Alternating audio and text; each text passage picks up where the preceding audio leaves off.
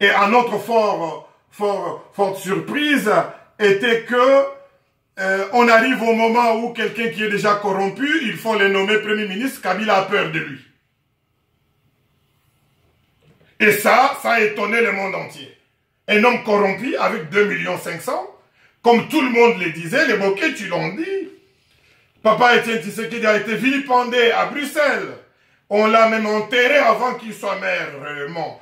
Paix à son âme.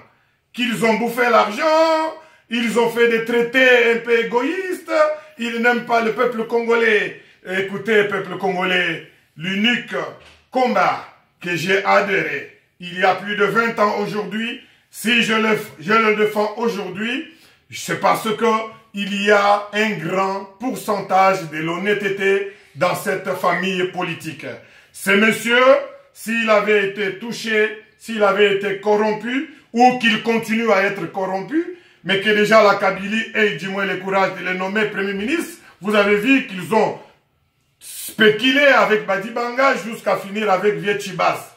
Je vais parler de Vietchiba là. Voilà.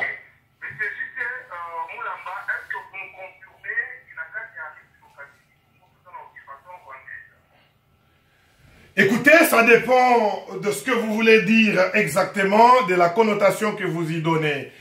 L'occupation d'un pays dans les cadres des normes internationales, c'est quand cela est avéré au niveau officiel.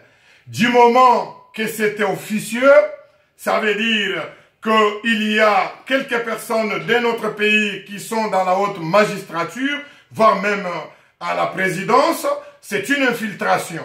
Donc, ce n'est pas exactement dans le cadre peut-être du sujet d'aujourd'hui, mais vous voulez qu'on en parle.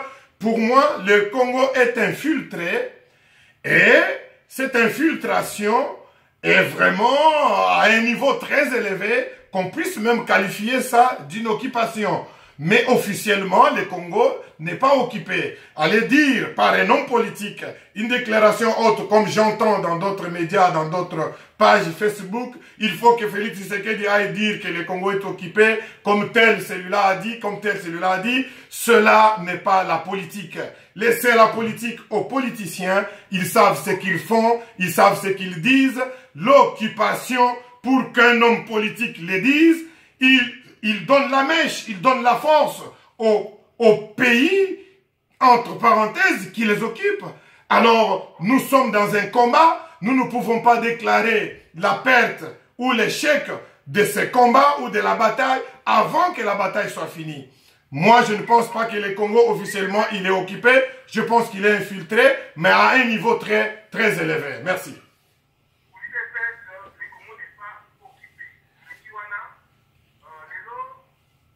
Je dis bien, pour moi, en tant que cadre, je ne peux pas abandonner la guerre avant qu'elle soit finie. Il y a un adage qui dit...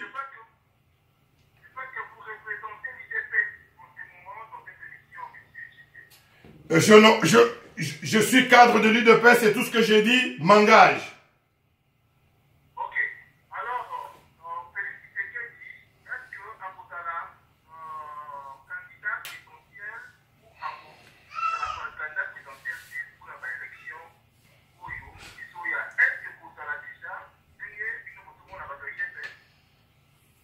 Les combats déjà de l'UDPS dans ces moments et que ces élections-là qui viennent, qui sont déjà truquées, ne puissent pas venir dans les conditions que les gens pensent l'attendre. Parce que pour l'UDPS, il faut que tout soit réformé. La CENCO soit réformée, qu'il y ait un autre président, qu'il y ait une transition sans Kabila, qui pourra organiser de bonnes élections. Et pour ces élections, mais Félix Antoine Tshisekedi, c'est mon candidat à moi qui sera candidat à la présidentielle. Ok, mais si Kabila est toujours là, donc Tshisekedi a continué comme étant candidat présidentiel. Mais je me demande, ça sera dans quel contexte que vous le voulez. Si Kabila est toujours là, Kabila est sans mandat, nous voulons que Kabila parte. C'est tout ce qu'on veut. Que Kabila parte, qu'il y ait des élections libres et transparentes. Est-ce que je peux aussi vous retourner juste un raisonnement? Vous avez vu un citoyen congolais aujourd'hui, n'est-ce pas, jugé dans les lits de l'hôpital? L'avez-vous vu? Jekoko Mulumba. Est-ce que vous l'aurez vu en passant? Même les images? Mais c'est à moi de vous poser des questions. Non, c'est une réflexion que je vous fais. Pour vous dire que dans un pays où ils sont capables d'aller juger quelqu'un dans les lits de l'hôpital, sur quel droit ils se basent, et aller se fier à leurs élections, messieurs, je ne sais pas de quoi nous allons jouer là. L'UDPS ne jouera pas à ces dangers-là. Voilà la réponse. Ok, merci beaucoup, M. Jussé. La mission tellement est visée, ma question était visée par le bateau de ça. Et du coup, la bataille, parce que vous, avec la caillou, maintenant, la deuxième tour est pour les bambous. Sur question Oyo, et ça, ma tête, la deuxième tour, mais parce que vous, parce que vous, la ministre du bateau. Alors, Nationayo, est-ce que, donc, moi, j'ai expliqué à Saraka Congolais, tout va être. Vraiment, c'est bien, comme tu dis, que c'est des gens qui m'aiment beaucoup, qui posent cette question. Je veux que ces gens aussi puissent aimer la nation congolaise. S'ils m'aiment, ils aimeraient aussi notre pays.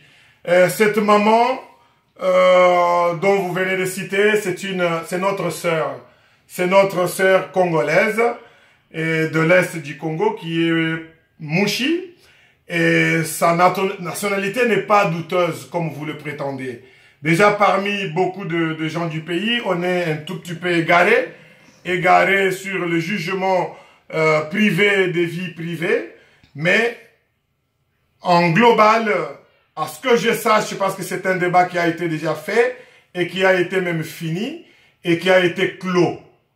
Je veux dire que la femme de mon candidat, futur président de ce pays-là, c'est notre sœur congolaise.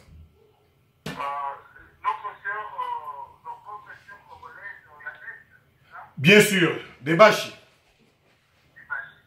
Ok, et alors, par rapport à Moïse Katumbi, c'est comme si l'État Moïse Katumbi nous a dominé, nous a dirigé rassemblement, on dirait l'impact, il y a l'État Makati qui est dans rassemblement. C'est encore une bonne question pour vous éclairer. Frère Moïse Katumbi ne peut pas dominer quelque chose parce que déjà il n'a pas tous ses droits citoyens au Congo.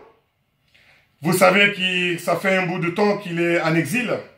Il ne peut même pas exercer les droits électoraux au Azali qu'on prêchait il y a Kokoma un jour qu'on a la candidat présidentiel, parce que pour l'être, il faut déjà que la justice congolaise puisse lui restituer ses droits citoyens, parce qu'il a été condamné.